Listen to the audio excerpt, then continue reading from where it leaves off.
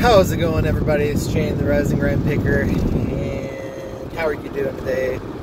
Coming at you with another video, and I just want to chat about why some people have success on eBay and why some people don't.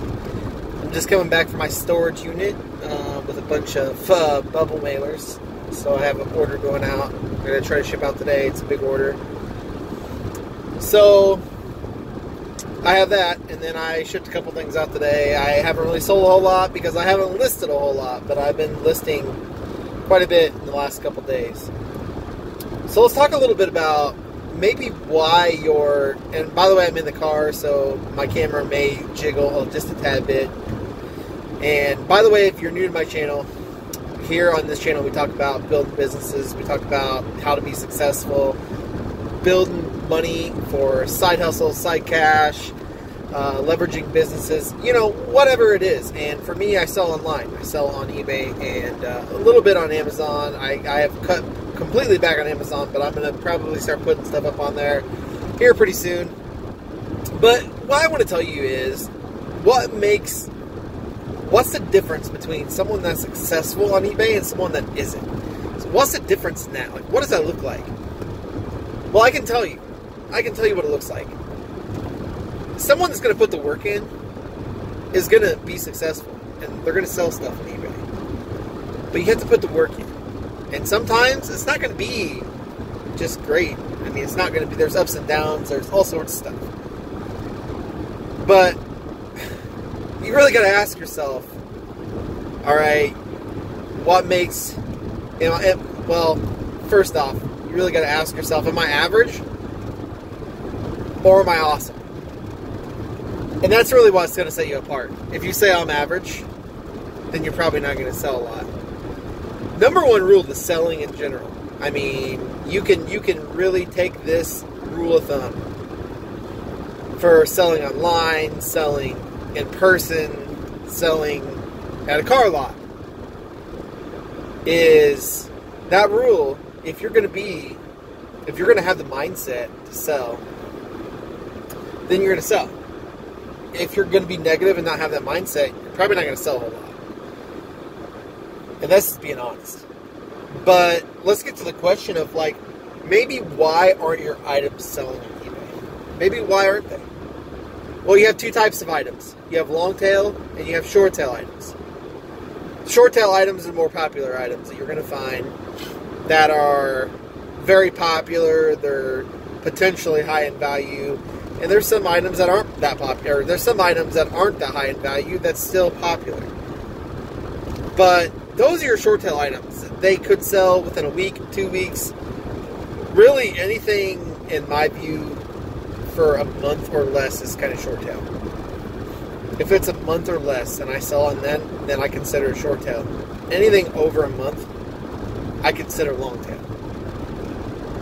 Now, you could really kind of look at, because everybody's going to view this differently. Short tail and long tail, every seller is going to view it differently, and you can't compare anybody to you but you. But some sellers may think that short tails 4 months or and under, which is great. I mean, I sell a lot of clothing, so sometimes if I look at an item and it's 3 months old and it sells, then I consider sometimes that short tail, just depending on the item. But really, you got to look at how you view it. What do you want to sell stuff in, or how long do you want to hold on to stuff? I've had stuff for a year. It doesn't bother me. But that's building my inventory up. And when I do get those awesome short tail items in, which I do quite a few of those, you're going to have a mixture of sales coming in. You're going to have short tail items selling, and you're going to have long tail items selling, which is going to add to your monthly revenue. But why aren't your items selling? Well, the first reason could be that no one wants your item. And I know that's hard to hear. I struggled on eBay when I first started a lot.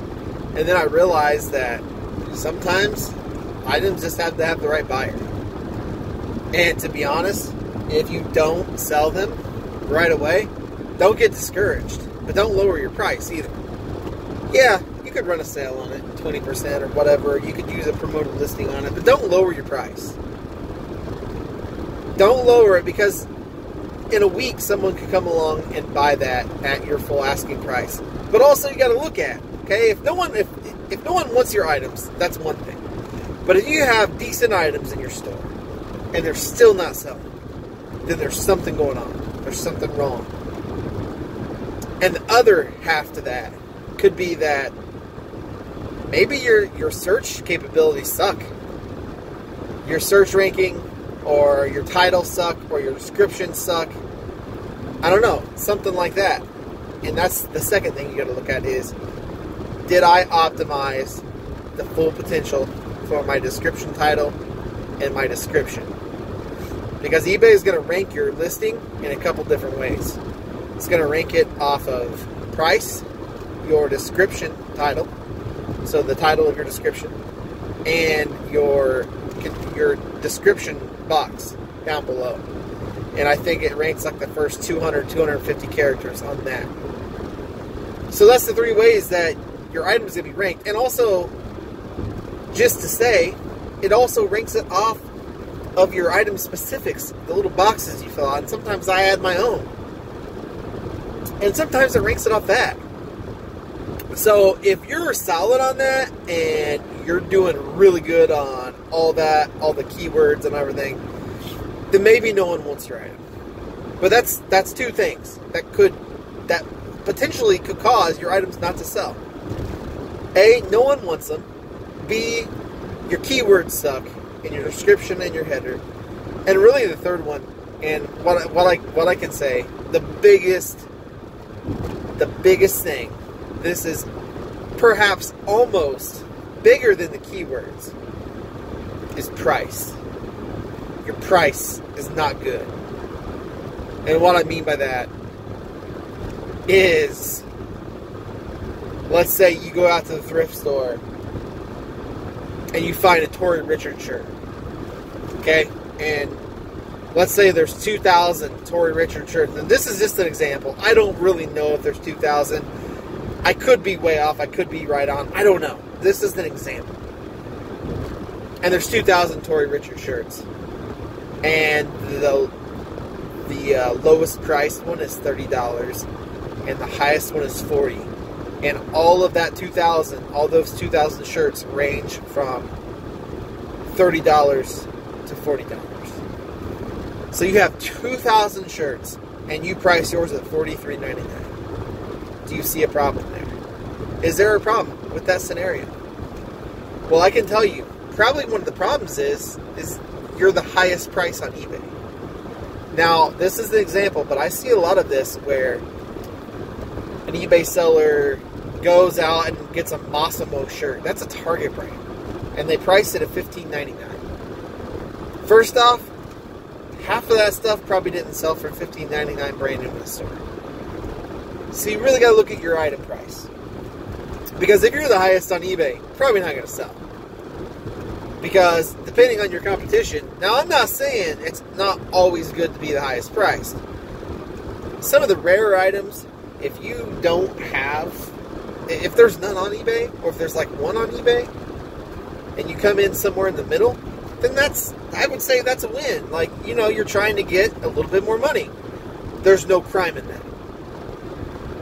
Where a lot of eBay sellers really fall down into is they get that shirt that they just think it's really pretty, or maybe the brand's not good.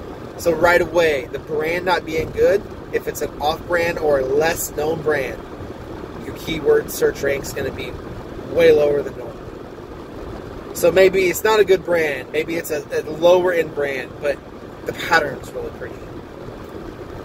Alright, so there's a couple things that could go wrong here.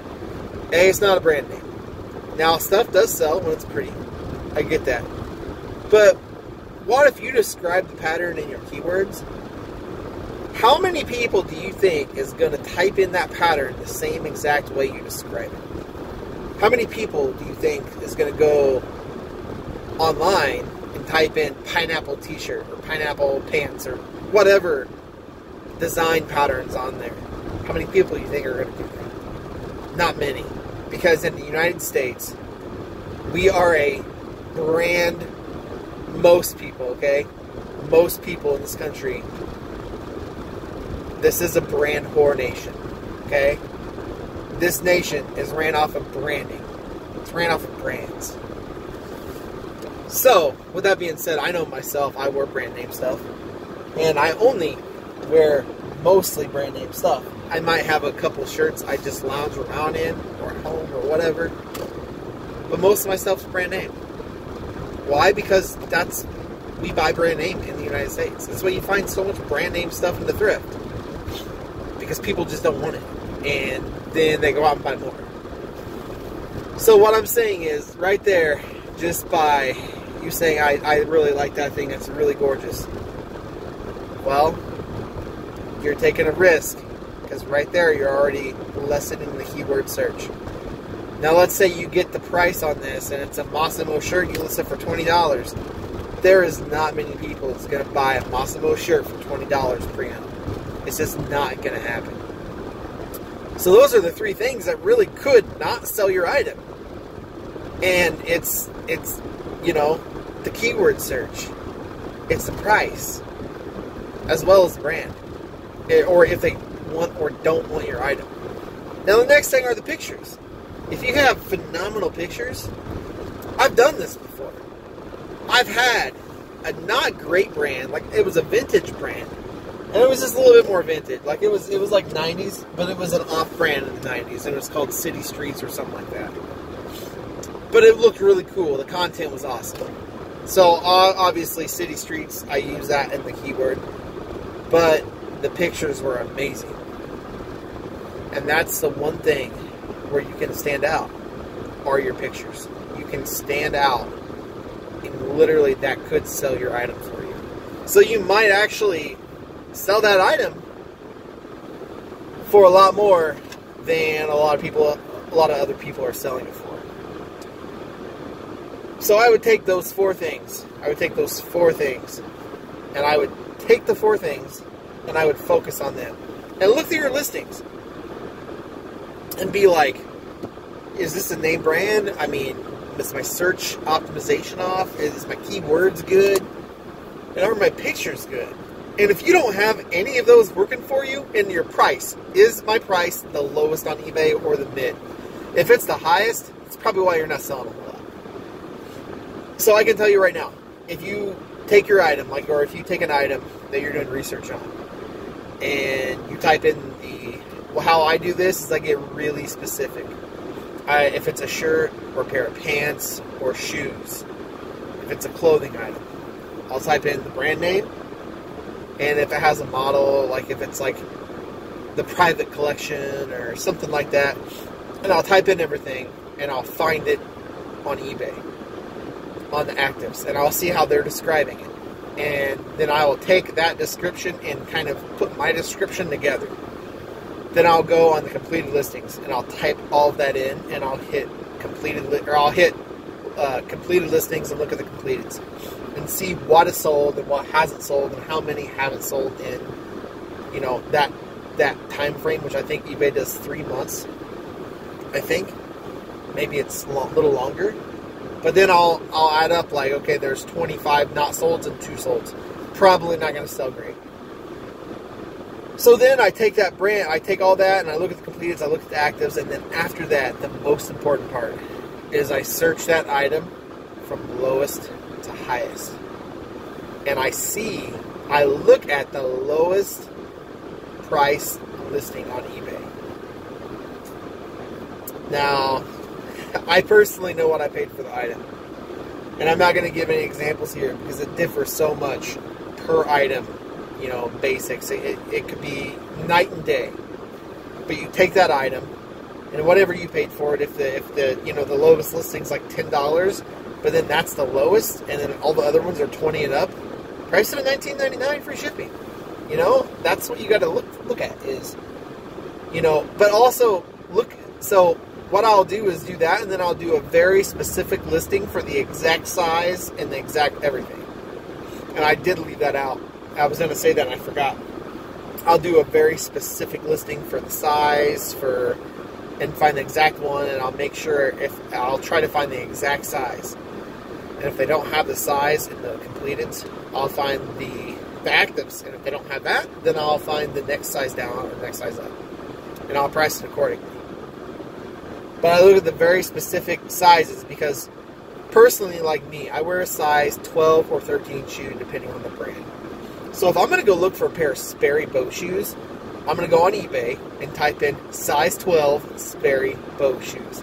I'm not going to just type in Sperry boat shoes and leave it at that, because I'm looking for my size. So I run the actives on the sizes to see how many are listed in that exact size. And if there's like 2, then I might price it up a little bit. But that's where a lot of eBay sellers, I feel like, really fall off the wagon.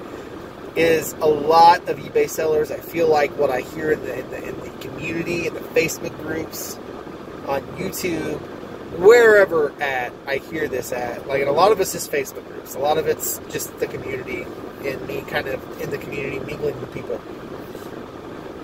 Where I feel like a lot of people really, really drop the ball in the research is they don't look everything up by size. If you type in Jam's World Hawaiian shirt or whatever else, it's going to come up with every size.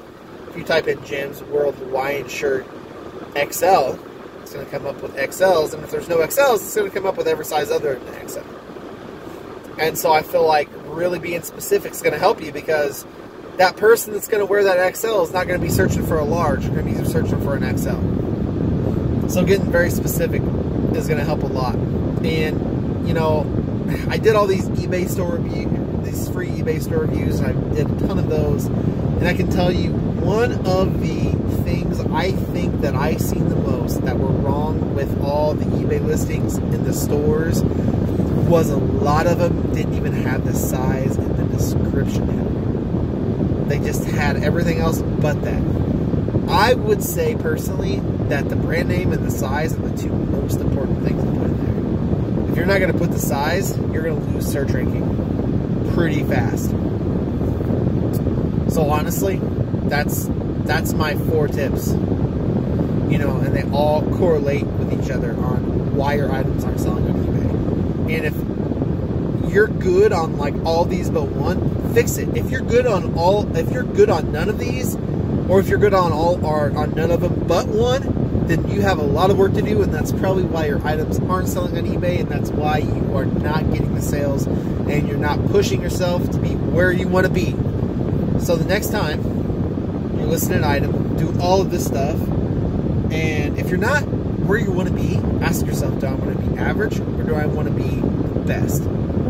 Because personally, me, I'm always striving to be the best. And if you're not, then you're probably not going to be successful very much, because you're just gonna complain, and you're not going to be able to roll with the punches and find out why you're not selling stuff. It's all about identifying a problem and solving it. That's all selling is. If you go out and sell a product to someone, and you work for a company and you're selling stuff, you're identifying a problem and you're filling the need. This is what eBay is. It's a marketplace. You post your item on there, and you identify a gap, and you fill someone's need. That's all it is. Alright, be sure to like and subscribe to this video. There'll definitely be more videos, but like and subscribe. If you're not subscribed already, then hit the subscribe button. What are you freaking waiting for?